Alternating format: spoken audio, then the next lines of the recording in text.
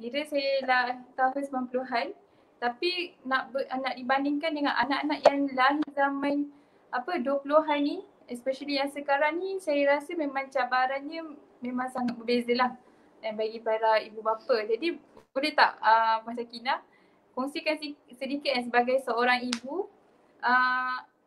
apa perbezaan yang puan rasakan pendidikan anak zaman dulu dengan zaman sekarang ni? Okey, yang sangat menarik sebenarnya. Okey, saya ni nak kata baru je newbie ibu.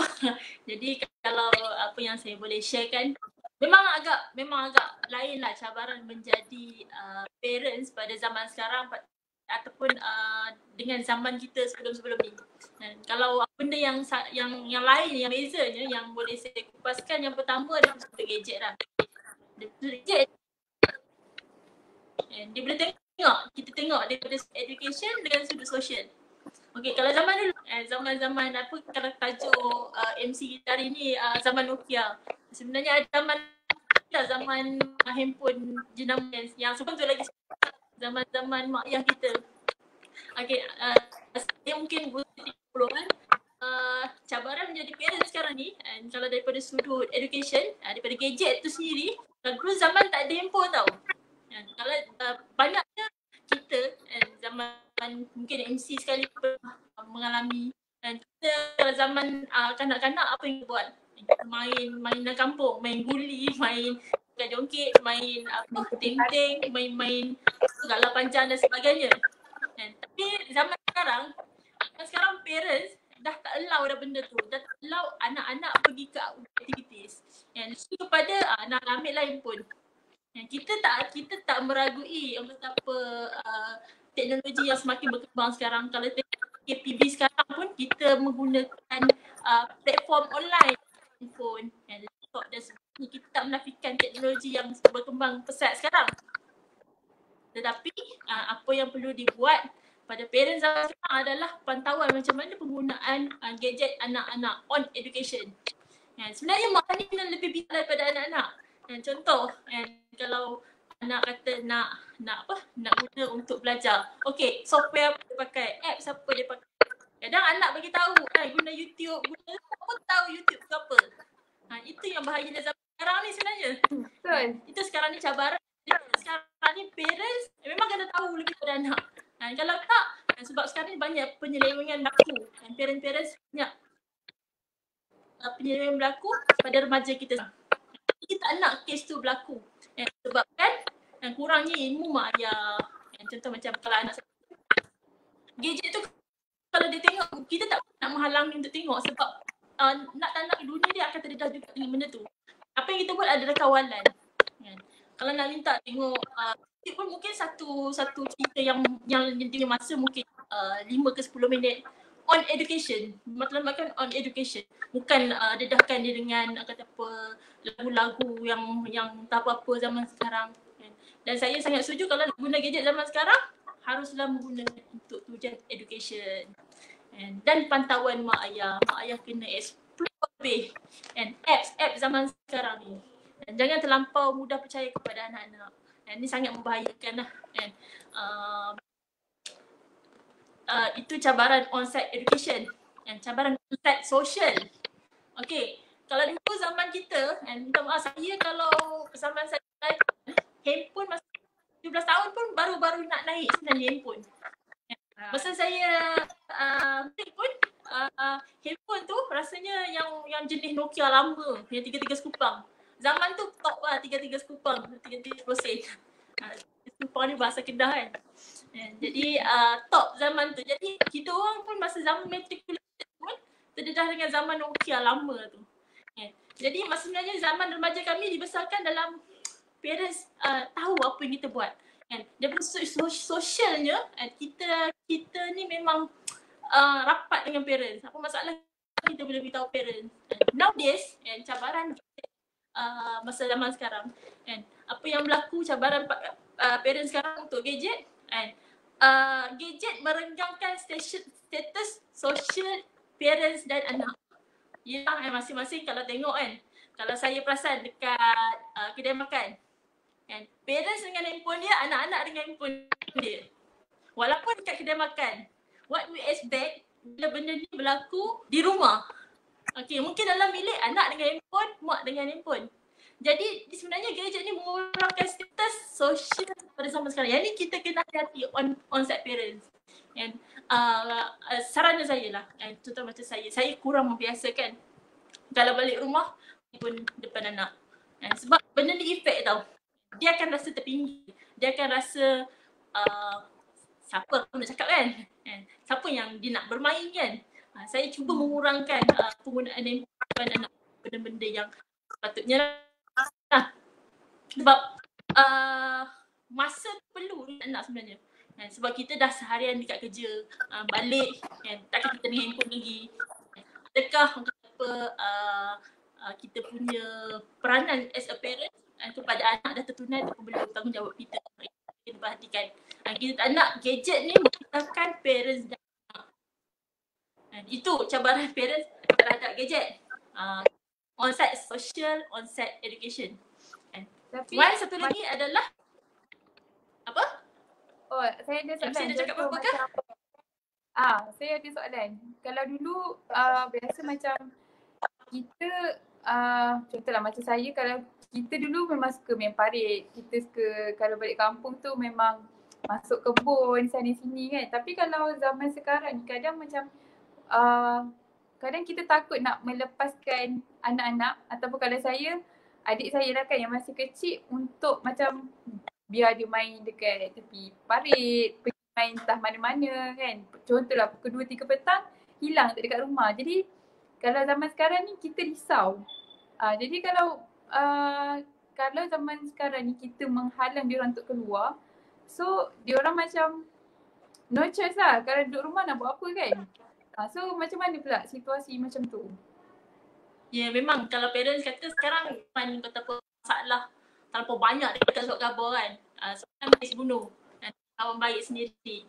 Memang parents tendency untuk bagi gadget semua biar dia depan mata lah, dalam tak kau lah kan. Tanpa itu yang saya cakap. Yang tak bolehnya masing-masing itu masing-masing. Adapun kalau nak melepas pergi ke outdoor activities, sebenarnya kalau zaman sekarang pada pendapat saya kan, parents kena turut serta sekali bersama dengan anak-anak. Kalau main basikal ke kat luar ke, parents harus ada sekali kan. Kalau kata ralat dengan handphone, kadang-kadang memang main sekaki dengan anak-anak. Tapi at the end dengan handphone dia anak juga. Tapi menurut saya lebih pada parents yang tengok keadaan tersebut. Mungkin di Lembang keadaannya mungkin lebih jenayah dia agak tinggi. Jadi harus ada kawan parents. Kalau di kampung yang memang status masalah jenayahnya memang kurang, and sampai depan rumah, saya rasa it's okay kot. Okay. Jadi kalau macam zaman, so sekarang ni kalau dulu beza dia macam mak ayah dia memang akan tahu semua tindak tanduk kita kan. Dan zaman sekarang ni kita tengoklah kebanyakan adik-adik ni kan, ataupun anak-anak muda sekarang ni, diorang memang once ada handphone, dia jadikan benda tu sebagai privacy dia lah. Tu yang artinya macam tadi Puan Sakinah kata, tend to membataskan hubungan antara parents dengan anak. Saya rasa benda tu betul. Tapi jadi macam mana kita nak mengawal diorang tu? Adakah macam nak rampas handphone ataupun bagi handphone pada waktu-waktu tertentu ke, ataupun macam mana tu? Okay. Dia bergantung kepada tahap umur anak tu Contoh kalau kita tengok anak yang below 12 tahun ke bawah tu kan, kalau bukan untuk tujuan education, mungkin time waktu sekolah, cuti sekolah kan. Jadi waktu-waktu tu kena pemilihan tepat, bergantung kepada kesesuaian pendedahan diorang. Zaman education kita tak boleh nak expect banyak tau. Contoh macam contoh budak tak adalah banyak benda dia kena explore kat YouTube kan. Jadi tak perlulah kita dedahkan YouTube apa semua. Contoh kalau umur 12 tahun mungkin ada kelas-kelas online yang tu memang kita boleh dedahkan. mungkin ada satu tahap yang memang dia dah kata apa, dah burnout bila study online ke apa ke.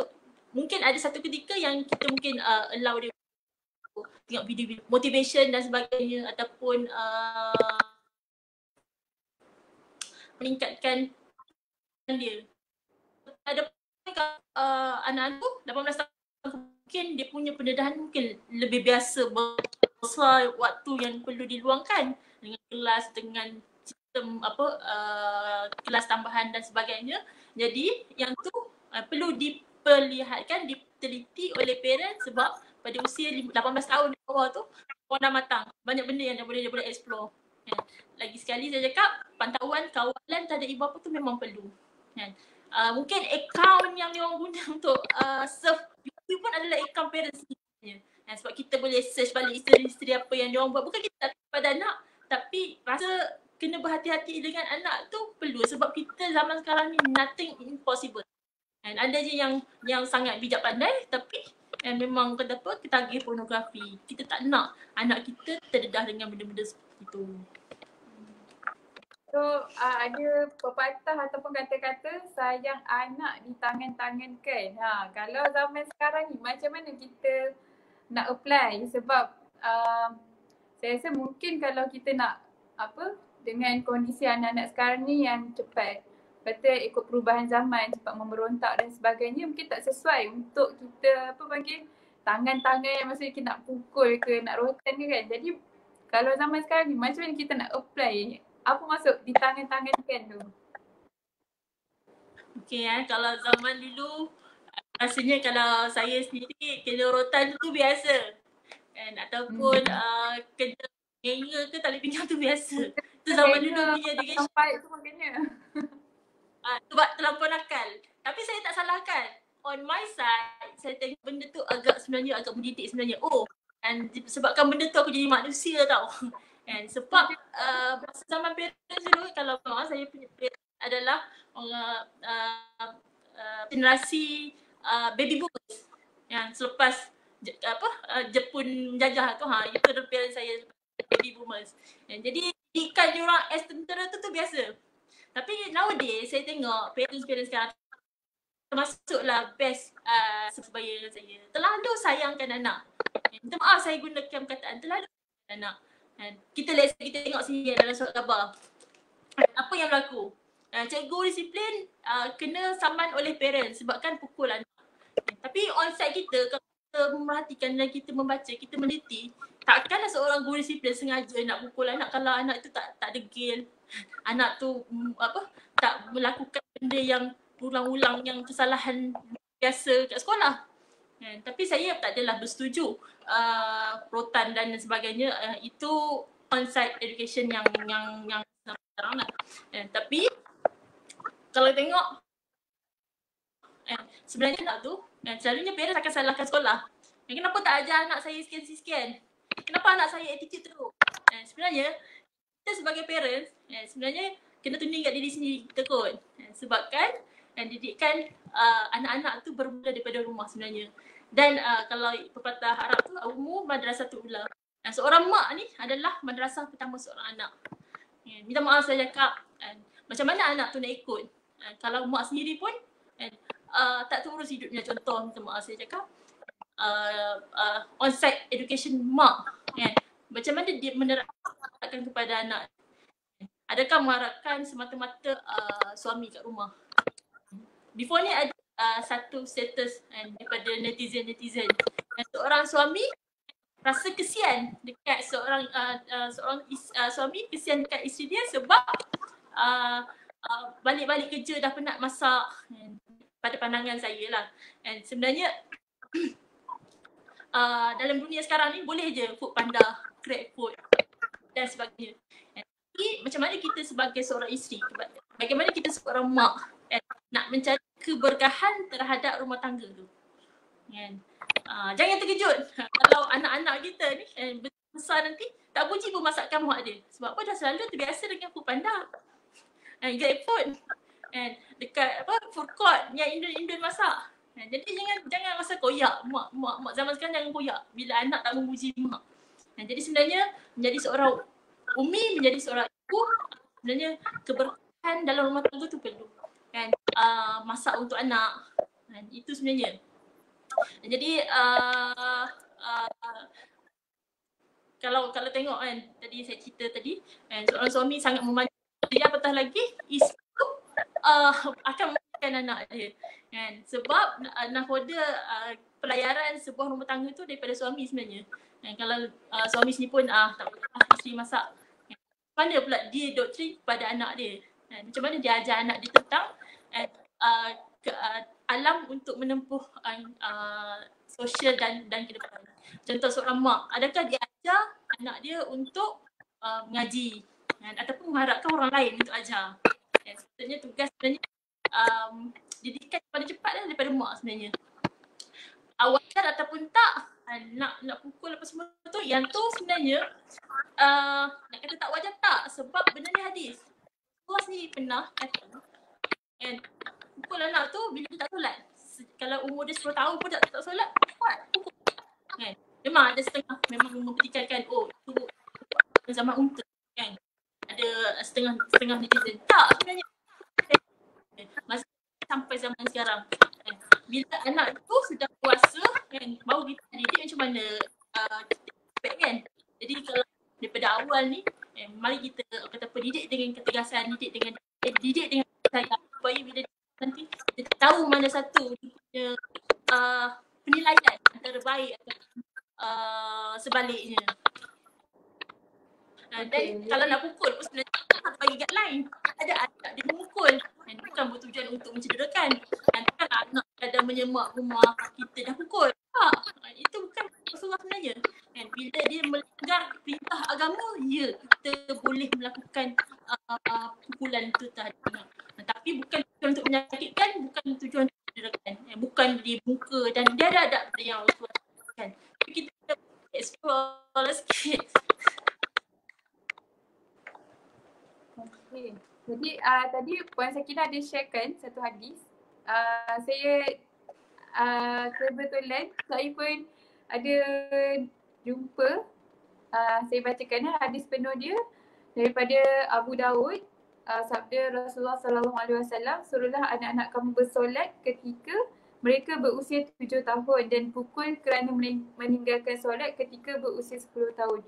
Jadi saya sangat setujulah dengan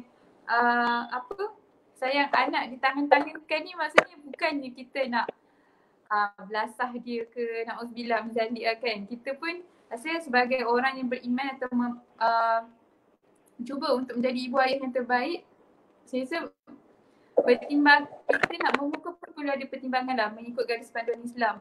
Dan saya rasa ditangan-tangankan tu juga memang sepatutnya lah macam rahsia anak tu kalau pada umur bawah 18 tahun memang kena berada dalam genggaman ibu ayah lah. Nak kata kat sini maksudnya ibu ayah memang kena berperanan sampai macam mana anak ni dia tak rasa gap. Dia akan rasa seperti kawan lah. And that's why saya rasa memang kalau pendidikan anak-anak ni, bukan pendidikan cara nak membesarkan anak, cara nak mendidik anak ni bukannya untuk biasa kan orang bila dah ada anak baru nak belajar tentang pendidikan untuk anak-anak ni. Tapi saya rasa umur seawal walaupun muda perlu juga. Sebab bagi saya persiapan untuk menjadi ibu ayah yang terbaik tu bukan sewaktu kita dah ada anak, tapi perlu mempersiapkan diri tu sebelum kita ada anak tu sendiri. Okey, jadi kalau sekarang ni baru-baru ni saya rasa Mak 16-nya yang ada tentang berisi 18 tahun. Apa dia? Nak tambah sikit belum tu? Boleh. Okay, silakan. Okay, yang manjakan anak tu, sekarang manjakan anak. Okay, lebih rela anak dia tu join ideologi nyanyi dan sebagainya, kelas tarian dan sebagainya kan. Sikit kita boleh cari sebenarnya kan. Kalau kita terlampau betapa memberi kebebasan kepada anak kan, jangan kita menyalahkan masyarakat, jangan salah apa yang berlaku nanti.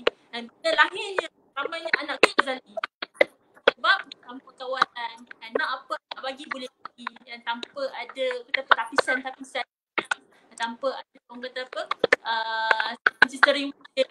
Jadi kalau sebenarnya kalau anak ada satu benda tu, dia kena ada satu pasal tapisan-tapisan sebelum bagi benda tu. Yang saya agak khawatir yang berlaku dalam masyarakat kita. Terlampau sayang. Bagi je kan. Umur 12 tahun dah dapat handphone. Handphone sendiri kan, bukan handphone mak ayah untuk kelas apa kan, handphone sendiri. Dan dah biarkan anak dengan bergaul, berkapa. Dah jadi, sebelum jadi remaja dah orang kata apa, ada kes cip dan sebagainya walaupun dah bertudung. Itu isu-isu masyarakat yang kita dengar lah. Jadi saya bukan nak menyalahkan masyarakat kat sana. Jadi kita ada adik, kita ada anak perempuan, kita ada kakak mungkin. Jadi tugas kita sebenarnya untuk mencegah yang berlaku gejala sosial dalam masyarakat kita. Jadi teruskan soalan ketiga. Tadi saya rasa MC dah sentuh dah sikit. Okey, saya rasa soalan terakhir lah. Okey, soalan terakhir, kalau kita tengok baru-baru ni pun memang masalah sosial untuk anak-anak ni memang saya rasa sangat kritikal lah. Macam 2 hari rasa semalam yang viral tentang kisah budak 18 tahun tapi dah berani membunuh dan menetak kan sahabat dia sendiri sampai terputus. Kalau saya belajar dulu kita punya pergelangan tangan ni, tulang ni memang kalau nak putuskan tu memang ambil masa yang lama. Jadi boleh bayangkan betapa macam mana dia boleh mempunyai kekuatan nak sampai membunuh macam tu sekali. Itu baru satu kan, tak masuk lagi. Kita pernah baca berita yang viral budak 12 tahun rogol budak 15 tahun and sekolah rendah dah ada yang mencabul and nikah. Jadi kalau macam kita nak membendung masalah-masalah ni. Kita on site. Sebab apa lah. Okay, ni mungkin apa pandangan saya ibu muda macam ni. Saya tak nak menyalahkan individu yang melakukan kesalahan. Mungkin apa yang berlaku sebenarnya membuka mata kita walaupun bukan keluarga terdekat kita adalah sebenarnya peranan kita. Tengok benda tu. Dan yang berlaku tu mungkin bukan berlaku kepada keluarga kita. Tapi dia berlaku kepada orang lain supaya mungkin dan Allah nak letak apa ibrah yang kita boleh ambil sebenarnya. Kalau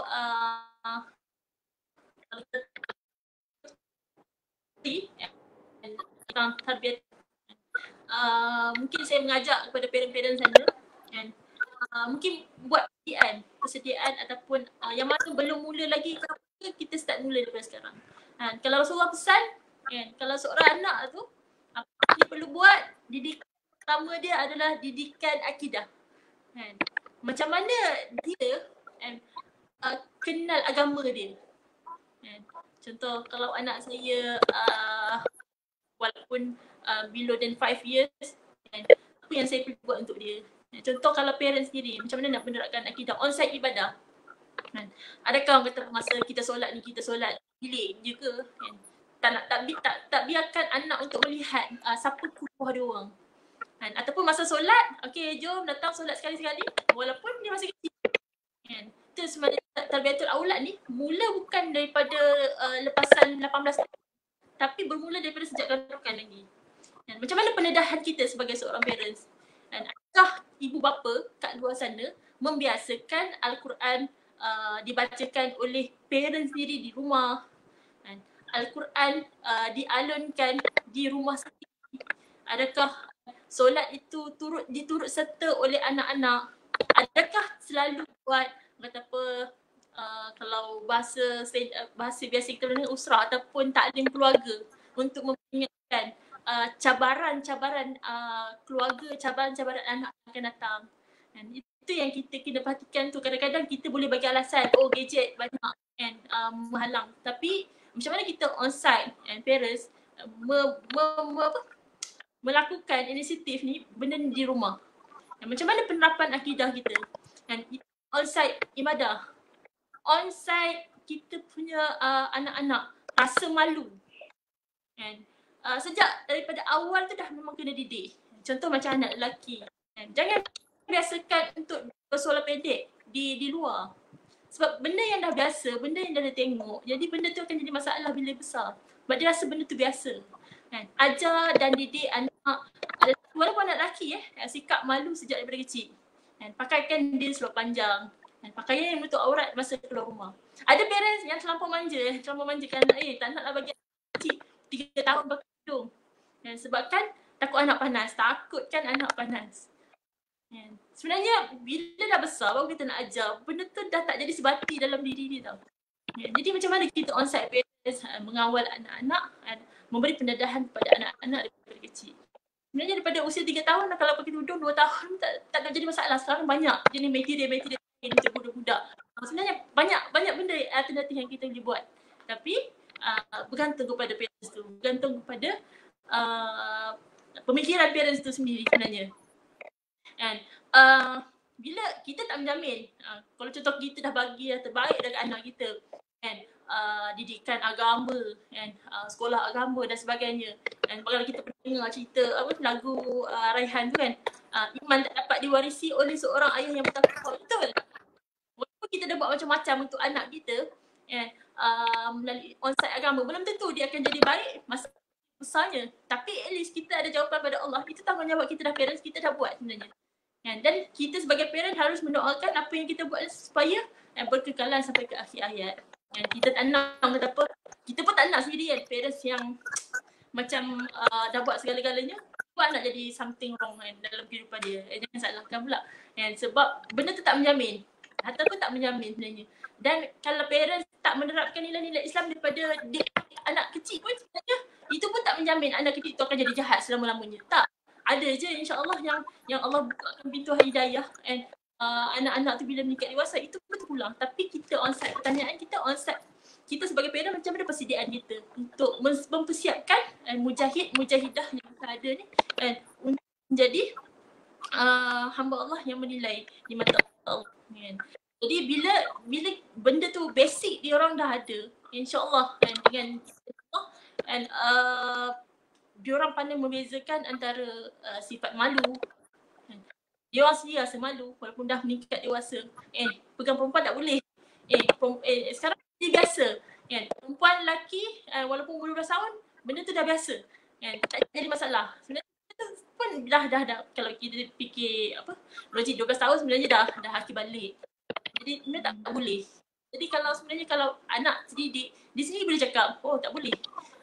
Ni ada seorang anak kawan saya yang masa saya nak bersalam dengan dia 8 tahun. Dia cakap, tak boleh. Sebab lelaki kan tak boleh salam dengan perempuan. Sebab didikan mak dia macam tu. Jadi kita pun, betul juga kan. Walaupun kita nak anak-anak ada kesedaran ni sebenarnya.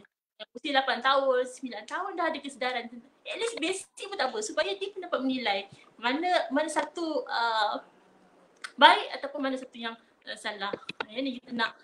Jadi saya tak nak tuning pada masyarakat yang kat luar sana. Benda yang jadi semalam tu mungkin yang patut kita tengok. Sebenarnya memperkuatkan akidah dalam rumah tu, itu sangatlah kata apa, jangan dipandang enteng oleh parents zaman sekarang. Sebab impact dia sangat besar. Kalau parents sendiri, contoh mak ayah keluar tanpa aurat apa semua, don't expect anak kan jadi lebih baik pada kita. Kalau contoh kita nak anak hafal Quran, mak ayah kena start dulu daripada sekarang. Kalau tak tahu baca pun boleh belajar sebenarnya, masih ada masa sebenarnya. Kalau nak anak ni imam solat ke apa, adakah kita bermula daripada parent? But anak-anak akan melihat mak ayah dulu sebenarnya sebagai kuduah. Adakah kita sebagai kuduah yang baik kepada anak-anak? Adakah kita menunaikan tanggungjawab kita sebagai parents di dunia ni lah, di hadapan Allah sekarang. Jadi at least kita hadapan pada Allah apa yang kita dah buat untuk anak-anak kita ke depan. Jadi ada masa lagi KMT. Saya tertariklah dengan ulasan Puan Sakinah tadi kan. Sebab bila manusia ni biasanya kalau dia menerima satu masalah ataupun satu ujian dalam hidupnya, biasanya kita akan tengok external factor, faktor-faktor yang ada dekat luar kita. Contoh kalau anak kita bermasalah macam ni, kita akan dekat dia pergi sekolah macam ni, kawan-kawan dia macam ni. Tapi satu side yang saya suka pada ulasan daripada Puan Sakinah, semuanya adalah bermula dengan diri kita lah sebagai seorang ibu ayah especially. Kita perlu mempersoalkan balik apa yang kita dah perbuatkan, apa tanggungjawab ataupun hak-hak yang kita dah bagi pada anak kita. Saya ada terbaca satu hadis ni. Hadis ni dia menceritakan tentang ada 3 hak yang perlu ibu bapa tunaikan kepada anak-anak. Satu, memberikan nama yang baik, memberikan nama panggilan yang baik. Yang kedua, memberi pendidikan agama yang baik. Yang ketiga, tak silap saya, mengahwinkan dengan pasangan yang baik. Jadi ketiga-tiga ni adalah hak seorang ibu bapa yang perlu diberikan kepada anak-anak. And walaupun mungkin kan kalau kita tengok zaman sekarang, mungkin ada parents yang tak mampu untuk hantar ke sekolah yang baik and sekolah yang saya memandang pada orang yang kurang berkemampuan. Tapi sebenarnya percayalah, kita boleh create pendidikan tu daripada dalam rumah sendiri kan. Macam Puan Sakinah kata, macam mana kita menerapkan sesimpel-simpel ibu ayah yang memulakan bacaan Quran. Sebab selalunya kan kita selalu dengar, contoh kan Siti bila nak baca Quran kan, mak cakap macam tu kan. Tapi on-site parents tu sendiri yang memberi contoh dan mengajak anak-anak untuk solat. Which is saya rasa point tu memang bagi saya sangat-sangat terkesan lah. Segala-galanya bermula daripada diri kita kan. Dan walaupun terasa macam mungkinlah kalau ada mungkin dah terjadi kan, masalah dah terjadi and belum terlambat rasanya untuk kita memperbetulkan keadaan. Dan itulah kata kalau kita tengok secara kasar memang semuanya akan berbalik semula kan kepada panduan kita, iaitu agama Islam tu sendiri. Panduan kita Al-Quran tu sendiri kan. Macam mana kita nak menerapkan apa yang telah Allah sebutkan dalam Al-Quran ke dalam keluarga kita, ke dalam pendidikan anak-anak kita, supaya memang hidup kita ni terpandu dan yelah, siapa yang tak nak kan. Saya rasa semua ibu ayah kan, saya sendiri termasuk kan, walaupun saya belum ada anak lagi, tapi rasanya memang semua nak mengidam-idamkan anak yang soleh dan solehah. Dan kita pun perlu dan sangat perlu untuk menjadi anak yang soleh dan solehah buat ibu dan ayah kita. Jadi sama-samalah saya rasa balik kepada ajaran apa yang Rasulullah telah ajarkan kita untuk kata memulakan pendidikan anak-anak tu dari rumah dengan dengan didikan Islam tu sendiri. Macam kata hadis tadi pun, 7 tahun dah kena suruh solat 10 tahun dah kena rotan, which is hadis tu sendiri menggambarkan yang semuanya daripada rumah. Bukannya dirotan oleh cikgu ke sesiapa ke kan. Okay, jadi InsyaAllah kalau saya tak ada soalan lah. Kalau saya cek dulu komen kalau ada. Jadi kalau sesiapa penonton kalau ada soalan nak bertanya ataupun mengutarakan pendapat, boleh tulis di ruangan komen, nanti kami akan baca. Okay, kalau okay, mungkin kalau Puan Sakinah ada kata-kata terakhir ataupun nasihat ataupun harapan kepada ibu ayah kat luar sana. Okay, saya ingin akhiri dengan sebuah hadis kot. Saya sangat suka hadis ni. Bahawa Rasulullah SAW bersabda, sesungguhnya Tuhanmu kamu kepada seseorang pemuda yang tidak ada sifat sombong. Maksudnya sombong ni sifat. Saya suka hadis ni sebab dia menunjukkan kita sendiri as a parent, sampai mana kita ni, kadang-kadang umur 30 tahun tak boleh makin dan sebagainya kan. Lebih perangai budak lagi kan. Jadi sebenarnya Allah tak suka seorang pemuda, seorang pemudi bersifat keanak-anakan. Kita nak menyayangi anak tu ada tahap. Dan pada 7 tahun ke bawah tu memang kita kena dengan kasih sayang. 7 tahun dan ke atas tu dan mungkin dengan kasih sayang dan sedikit ketegasan. Mungkin memang dah tiba waktu memang kita menggunakan ketegasan untuk mendidik.